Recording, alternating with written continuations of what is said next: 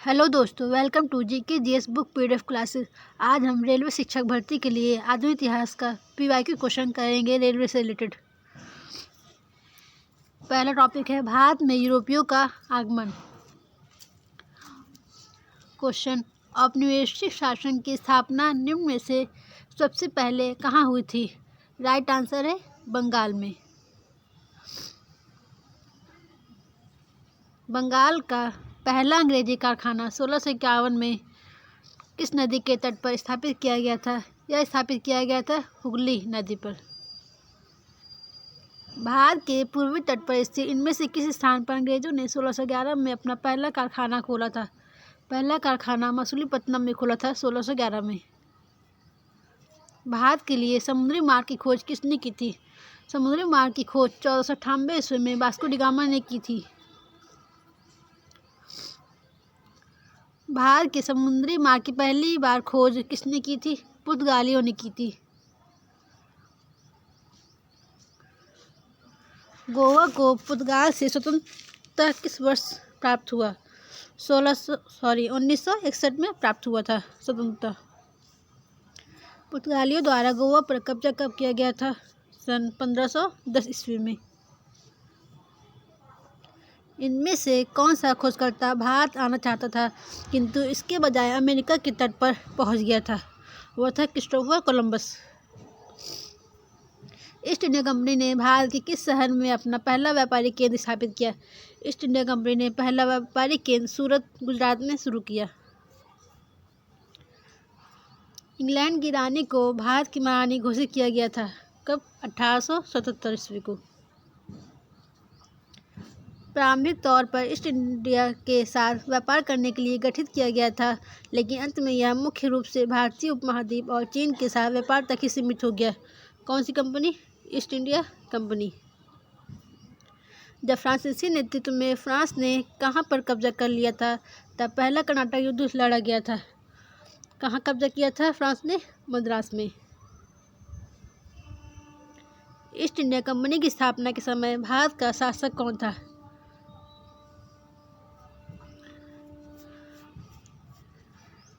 भारत का शासक था अकबर। भारत में फोर्ट विलियम किस नदी के किनारे स्थित है? फोर्ट विलियम हुगली नदी के किनारे कलकत्ता में स्थित है। 1505 में भारत के पहले पुर्तगाली वायसराय द्वारा किस किले का निर्माण कराया गया था? पुर्तगाली द्वारा पहला किला कौन सा था? सेंट एंजेलो फोर्ट, जो कि केरल के कन्नूर नगर में स्थित है। भारत में अपने नियंत्रण को बढ़ाने हेतु ब्रिटिश और भारतीयों के बीच कई युद्ध लड़े गए थे, परंतु निम्नलिखित में से युद्ध जो उसमें शामिल नहीं था कौन? एंग्लो बांग्ला शामिल नहीं था। भारत में ईस्ट इंडिया कंपनी की सत्ता जमने से पहले भारत किससे बने मुलायम कपड़ों को निर्यात करता था? सूती व रेशम के बने कपड़े निर्यात करता था भारत। अंग्रेजी ईस्ट इंडिया कंपनी ने खुद को भारत में किसके दौरान स्थापित किया? 1600 से 1612 ईस्वी के दौरान। अंग्रेजी ईस्ट इंडिया कंपनी को किस नाम से भी जाना जाता है? जॉन कंपनी के नाम से जाना जाता है ईस्ट इंडिया कंपनी को। निम्नलिखित में से किस आंदोलन ने गोवा में पुर्तगाली राज को समाप्त करने में महत्वपूर्ण भूमिका निभाई थी? किसने? गोवा मुक्ति आंदोलन हुआ था उस समय। 1600 ईस्वी में भारत में व्यापार चौकियों की स्थापना करने के लिए किसने ईस्ट इंडिया कंपनी को अधिकार दिया? किसने दिया? महारानी एलिजाबेथ फर्स्ट ने दिया था। वास्को डी गामा भारत कब आया था? 1498 ईस्वी में। वास्को डी गामा समुद्र के रास्ते भारत में पहला कदम रखने वाला पहला यूरोपीय था। कब रखा था कदम? 1498 में। स्वतंत्रता से पूर्व निम्नलिखित में से कौन सी एक फ्रांसीसी कॉलोनी नहीं थी? फ्रांसीसी कॉलोनी तो वैसे सभी थी, इसमें इस क्वेश्चन को छोड़ देते हैं।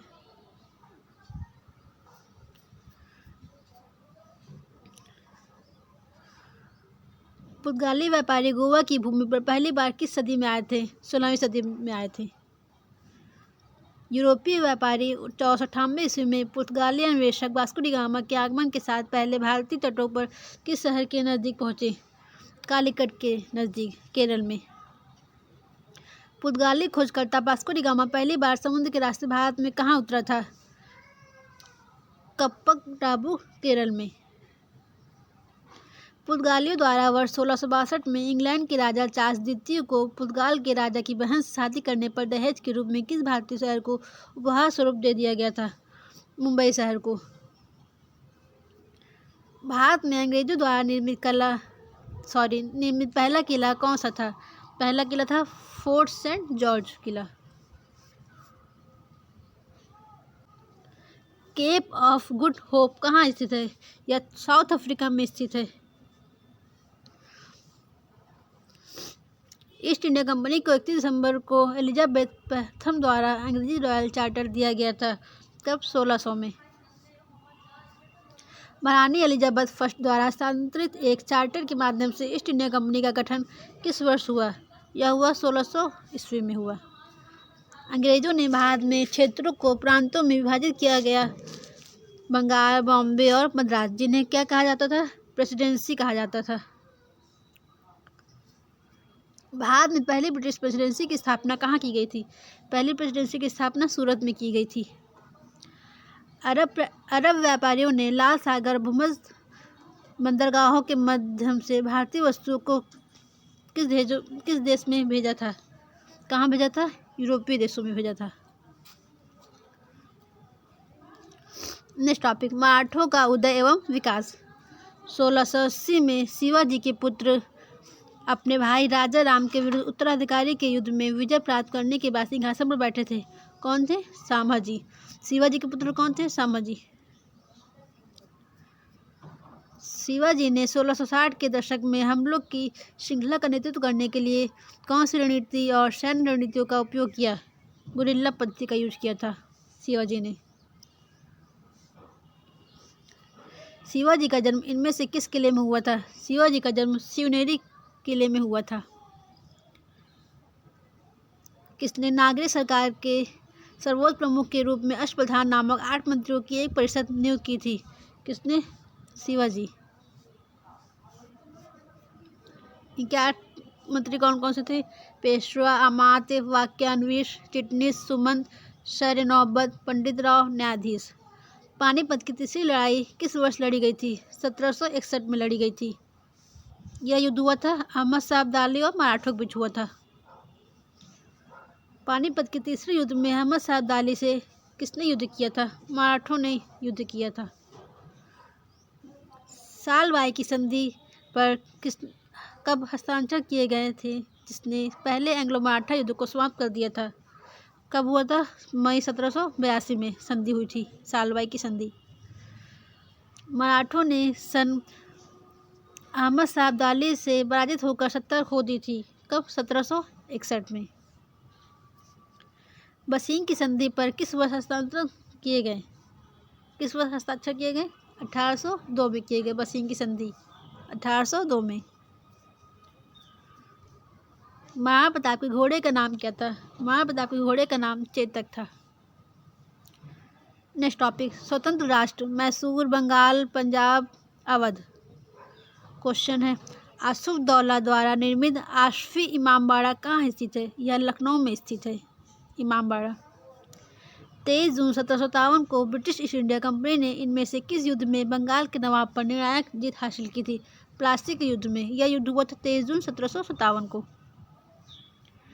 भारतीय इतिहास में सन 1756 में घटित हुई काल कोठरी की घटना ब्लैक होल इंसिडेंट कहाँ हुई थी? यह हुआ था कलकत्ता में हुआ था।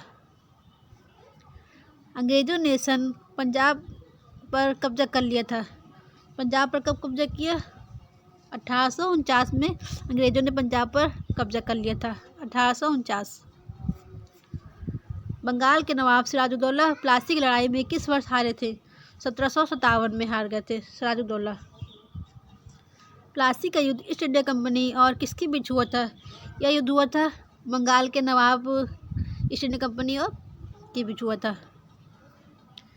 किसने ईस्ट इंडिया कंपनी के खिलाफ प्लासी का युद्ध लड़ा था? प्लासी का युद्ध सिराजुद्दौला ने लड़ा था।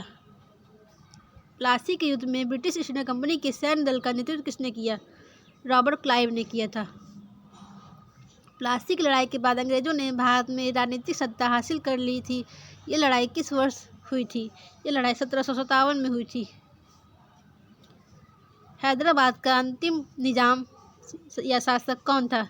यह था मीर उस्मान अली खां था।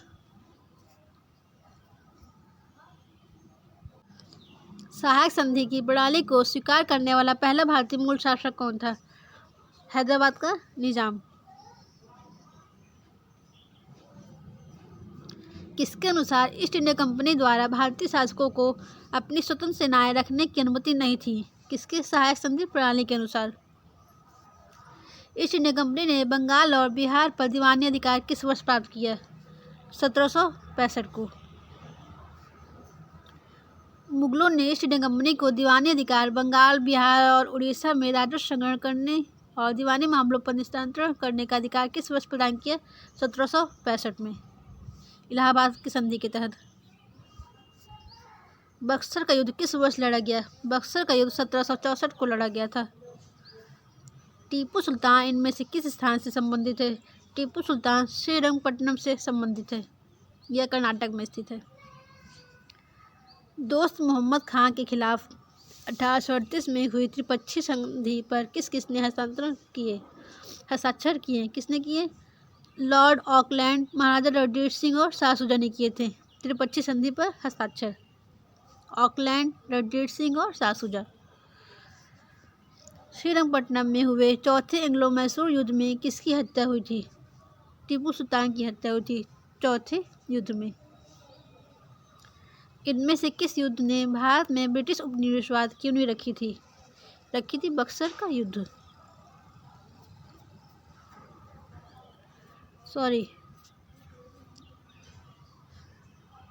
न्यू प्लासिक युद्ध रखा था, पर पूर्णतः अगर पूछा जाए तो पूर्णतः बक्सर का युद्ध हुआ में वो हो गया था। ब्रिटिश ने पूरा नींव रख दी थी, इन पर अधिकार कर लिया था भारत पर 1764 में। आयरकूट के नेतृत्व में ब्रिटिश सेना ने कब पोर्टो नोवो में हैदर अली को हराया और मद्रास को बचाया था? कब? जुलाई 1781 को। निम्नलिखित में से कौन सी घटना 1757 में प्लासी की लड़ाई में अंग्रेजों की जीत के बाद घटित हुई? ब्रिटिश ईस्ट इंडिया कंपनी के व्यापार का विस्तार हुआ था। अंग्रेजों ने मैसूर के साथ कितने युद्ध लड़े? मैसूर के साथ 4 युद्ध लड़े। कब कब? पहला युद्ध हुआ था 1767 से 69 के बीच। दूसरा हुआ था 1780 से 84 के बीच। तीसरा 1790 से 92 के बीच। चौथा हुआ था 1799 में। 1757 में प्लासी के युद्ध में ईस्ट इंडिया कंपनी की सेना का नेतृत्व किसने किया था? रॉबर्ट क्लाइव ने किया था। हैदर अली कहाँ का शासक था? हैदर अली मैसूर का शासक था। प्लासी और बक्सर की लड़ाई में अंग्रेजी शासन की स्थापना की कहाँ पर? बंगाल में। प्लासी का युद्ध लड़ा गया कब? 23 जून 1757 को लड़ा गया था। ब्रिटिश द्वारा प्लासी युद्ध किसके नेतृत्व में लड़ा गया? प्लासी का युद्ध रॉबर्ट क्लाइव के नेतृत्व में लड़ा गया। प्लासी की लड़ाई किस नदी के तट पर हुई थी? प्लासी की लड़ाई भागीरथी नदी के तट पर हुई थी। मुर्शिद कुली खान ने खुद को बंगाल का नवाब घोषित कर दिया और अपनी राजधानी ढाका से हटाकर कहाँ कर दी? मुर्शिदाबाद कर दी। हैदर अली ने अंग्रेजों के साथ मद्रास संधि पर हस्ताक्षर किए, जिसमें दोनों उनके उभरते शत्रु के विरुद्ध परस्पर मदद के लिए सहमत हुए थे। किस पे? मराठों। कौन शत्रु था इनका? मराठा। भारत की स्वतंत्रता से पहले सबसे बड़ा सामंती राज्य था। कौन था? हैदराबाद। तीसरा मैसूर युद्ध कब लड़ा गया? तीसरा मैसूर युद्ध 1790 से 92 के बीच लड़ा गया। निम्नलिखित में से किस संधि के परिणाम स्वरूप तृतीय आंग्ल मैसूर युद्ध समाप्त हो गया? श्रीरंगपट्टनम की संधि के तहत। भारत के सबसे बड़े महलों में से एक, जिसे अम्बा विलास के रूप में भी जाना जाता है, और यह वाडियार महाराजा का निवास भी था। कहाँ? मैसूर में। टीपू सुल्तान मस्जिद कहाँ पर स्थित है? टीपू सुल्तान मस्जिद कोलकाता में स्थित है। नेक्स्ट टॉपिक, औपनिवेशिक अर्थव्यवस्था। स्वतंत्रता के समय भारत में आम जनता के लिए निम्न में से कौन सी सेवा उपलब्ध नहीं थी? कॉल सेंटर की सेवा उपलब्ध नहीं थी उस समय। कौन सी थी? टेलीग्राफ सेवा थी, रेलवे थी, डाक सेवा थी। कॉल सेंटर उस समय नहीं था।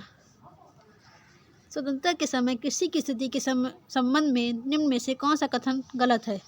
कौन सा कथन गलत है? जमींदारों ने किसानों की स्थिति को सुधारने में मदद की थी। नहीं, ये गलत है, जबकि उस समय किसान की स्थिति खराब हो गई थी। 1850 में अंग्रेजों ने किसकी अवधारणा पेश की जिसने भारतीय अर्थव्यवस्था की संरचना को काफ़ी प्रभावित किया? रेल परिवहन।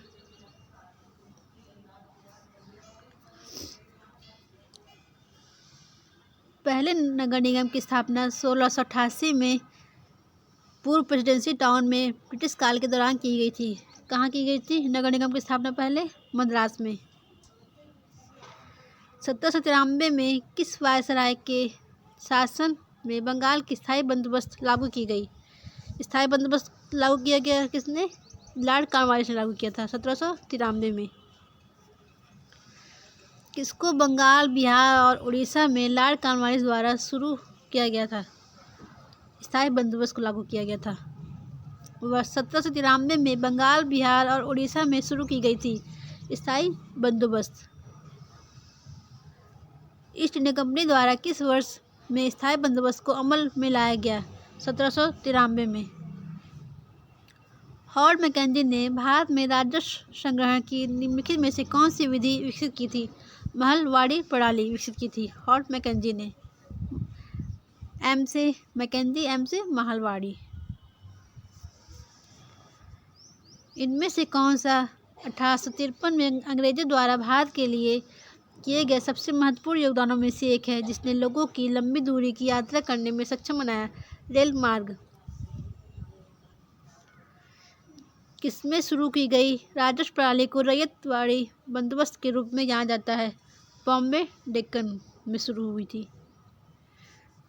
दादा भाई नौरोजी किस वर्ष यूनाइटेड किंगडम में हाउस ऑफ कॉमन्स के पहले भारतीय सदस्य बने? 1892 में। 1892 में बने थे दादा भाई नौरोजी यूनाइटेड किंगडम के हाउस ऑफ कॉमन्स के पहले भारतीय सदस्य। इनमें से किसने 1867 में भारत की प्रति व्यक्ति आय की गणना की और उसको अपनी किताब poverty and un-British rule of India में प्रकाशित किया गया था? किसने? दादा भाई नौरोजी ने। दादा भाई नौरोजी की पुस्तक का नाम क्या था? Poverty and un-British rule in India, जो कि 1901 में प्रकाशित हुई थी।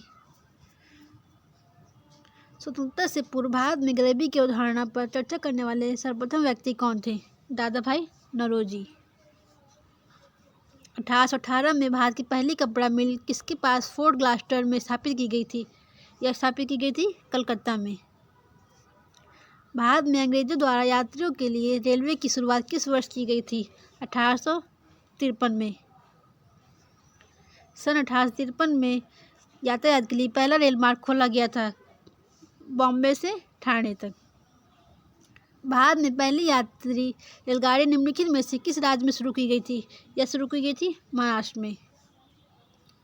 भारत में पहली यात्री रेलगाड़ी कब चली थी? 1853 में चली थी।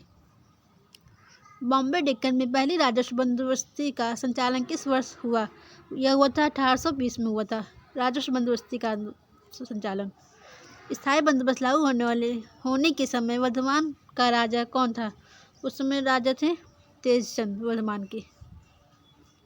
स्वतंत्रता प्राप्ति से पूर्व भारत का सर्वप्रथम जूट मिल कहाँ स्थापित किया गया? जूट मिल सबसे पहले बंगाल में स्थापित किया गया था। चंपारण सत्याग्रह से पहले चंपारण के किसान पंचकठिया प्रणाली को अपनाते थे जिसमें 1 बीघा भूमि के 5 कट्ठों में बोया जाता था। किसकी? नील की खेती होती थी, पंचकठिया।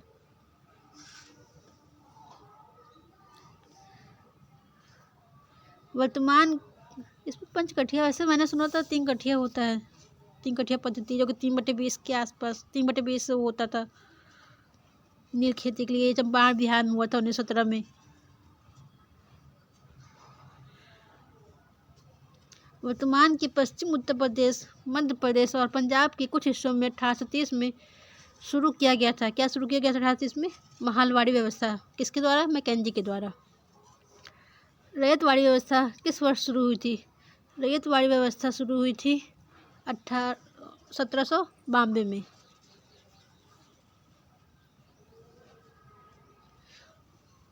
और पूर्णतः यह शुरू किया गया था 1820 में शुरू किया था। किसके द्वारा? मुनरो के द्वारा शुरू किया गया था 1820 में। तो इसका राइट आंसर क्या होगा? 1820। रैयतवाड़ी व्यवस्था को मद्रास में शुरू किया गया था। कहाँ कहाँ शुरू किया गया था? बम्बई और मद्रास में शुरू किया गया था रैयतवाड़ी व्यवस्था। इसमें किसान प्रमुख होता था रैयतवाड़ी व्यवस्था में। किसने इजारादारी व्यवस्था की शुरुआत की, जिसके अनुसार राजस्व एकत्र करने का अधिकार उच्चतम बोली लगाने वाले को 5 साल की अवधि के लिए दिया गया था? वारन हेस्टिंग्स ने। आधुनिक भारत में शिक्षा का विकास।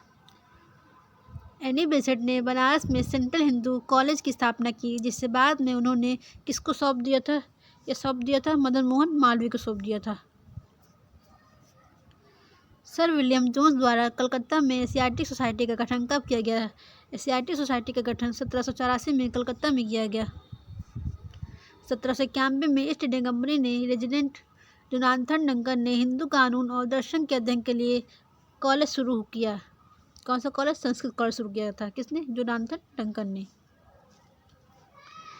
उस डच का नाम बताइए जिसने भारत में आधुनिक शिक्षा के संवर्धन में राजा राम मोहन राय की मदद की। यह की थी डेविड हेयर ने की थी। वुड की आदेश पत्र का संबंध निम्नलिखित में से किस सुधार से है? यह सुधार है शिक्षा से रिलेटेड। यह आया था 1854 में आया था। किसमें अंग्रेजी ईस्ट इंडिया कंपनी ने भारत में एक शिक्षा प्रणाली पेश की जिसे वुड के डिस्पैच के नाम से जाना जाता है? यह हुआ था 1854 में। यह सब क्वेश्चन शिक्षक भर्ती के लिए बहुत ज़रूरी है। निम्नलिखित में से किसने महात्मा गांधी और श्री प्रसाद गुप्त के साथ मिलकर 1921 में वाराणसी में काशी विद्यापीठ की स्थापना की थी? किसने की थी काशी विद्यापीठ की स्थापना? भगवान दास ने की थी। बनारस हिंदू विश्वविद्यालय की स्थापना कब की गई? यह की गई 1916 में की गई।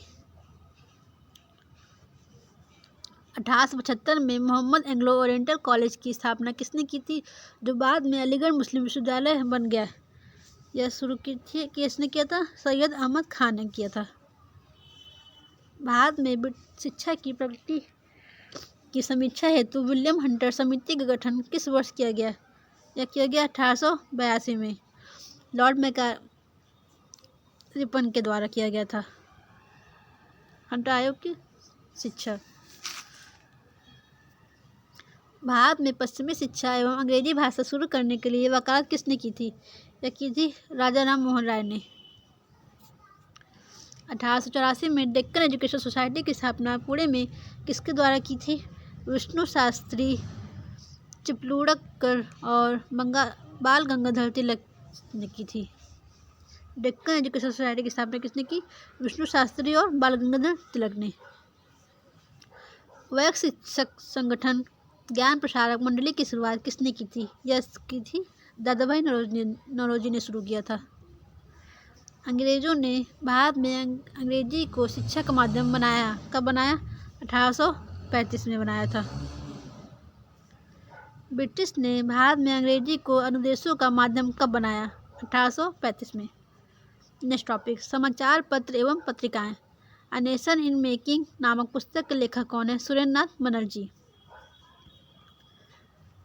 किसके द्वारा प्रस्तावित देशी प्रेस अधिनियम का उद्देश्य प्रेस को ब्रिटिश नीतियों की आलोचना व्यक्त करने से रोकना था? लॉर्ड रिटन के द्वारा। 1851 में पारसियों के बीच सामाजिक धार्मिक सुधारों के प्रयोजनार्थ इनमें से कौन सी पत्रिका प्रकाशित की गई थी?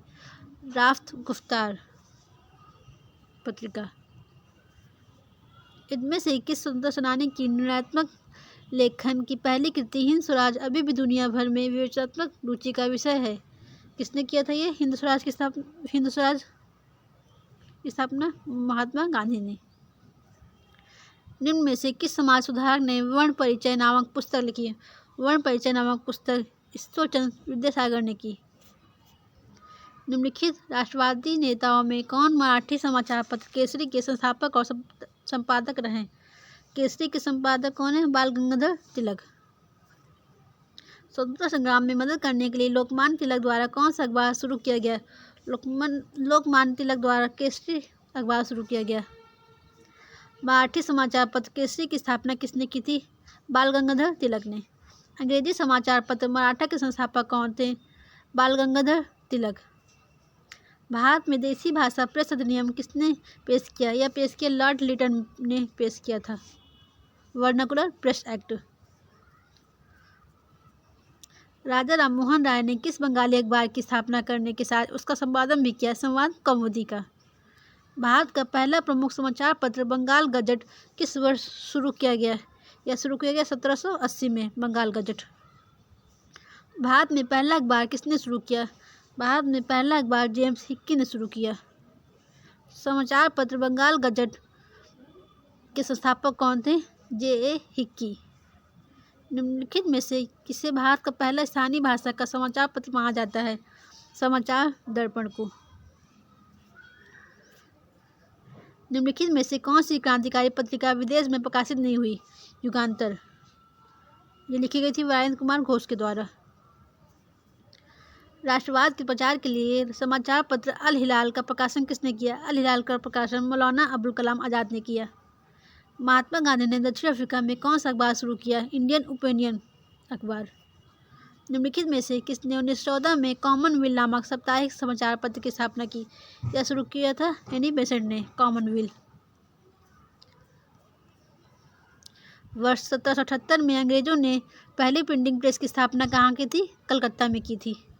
समाचार पत्र the Bombay times and journal of commerce का प्रारंभ 1838 में हुआ था। इसका नाम बदलकर द टाइम्स ऑफ इंडिया कर दिया गया। कब? 1861 में। पहला हिंदी अखबार 30 मई 1826 को शुरू किया गया था। यह दिन हिंदी पत्रकारिता दिवस के रूप में भी मनाया जाता है। इस अखबार का नाम क्या था? उदंड मालदंड। सर चार्ल्स विल्किंस निम्नलिखित में से किस अनुवाद के लिए प्रसिद्ध हैं? यह प्रसिद्ध हैं भगवद गीता का अंग्रेजी में अनुवाद के लिए। Charles Wilkins. भारतीय स्वतंत्रता के दौरान समाचार पत्र यंग इंडिया को किसके द्वारा प्रकाशित किया गया? यंग इंडिया को प्रकाशित किया गया महात्मा गांधी के द्वारा। चार्ल्स विल्किंस का भगवद गीता का अंग्रेजी संस्करण पहले किस वर्ष में प्रकाशित किया गया था? यह प्रकाशित किया गया 1785 में। नेक्स्ट टॉपिक था 1857 का विद्रोह। यह हम नेक्स्ट क्लास में करेंगे। Thank you for watching. Please subscribe my YouTube channel.